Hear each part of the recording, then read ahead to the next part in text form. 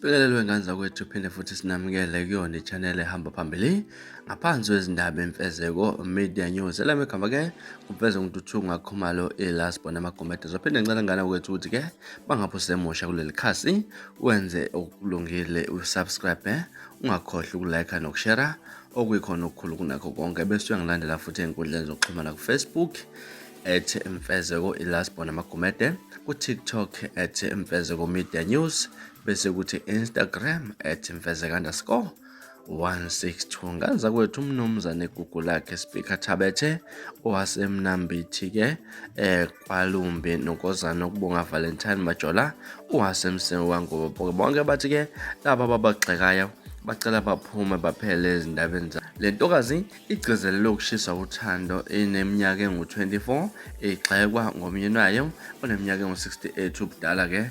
Lokhu zikaholela ukuthi abezindaba okuyilanga basondelele eduze kwalezi zithandana ukuzokhuluma nje nabo mayelana nohambo lwabo lwezothando. Bakubalele ukuthi-ke sekuyisikhathi eside bahlangana, kodwa-ke wathanda kakhulu ukuthi-ke amfice ethempelini ekhuleka, wase-ke laphana ekhuluma naye kwamthatha isikhathi eside impela ukuthi amthole-ke nokunyaka ka-2024 laphana-ke ahasha khona saphelela.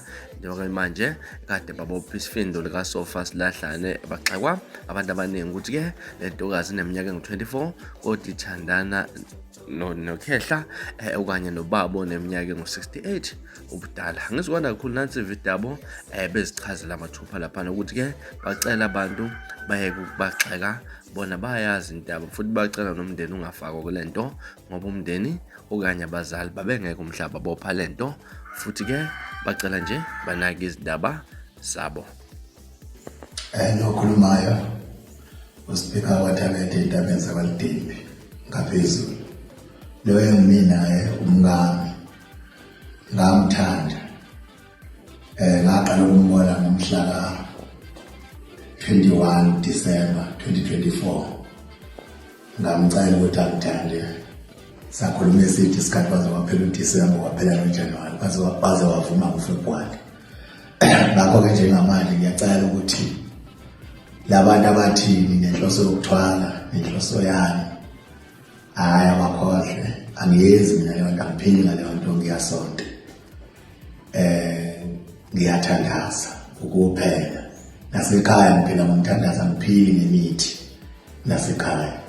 Ngakho-ke ngiyacela ukuthi bekhishwe abazali bakhe kule nto, ungathiwa yibona abenza ukuthi ngithande, ngoba mhla ngiyomqhatsha ngimfica ethempelini evula amehlo babengekho abazali bakhe, kwakukhona yena yedwa umzali wakhe uSontayo wayeyosonta kwelinye ithempeli ngalelo langa. Ngamfica nje nabanye-ke ababesonta ngalelo langa besethempeli kuyilisabatha. Ngakho-ke cela bekhishwe nje abazali bakhe kule nto.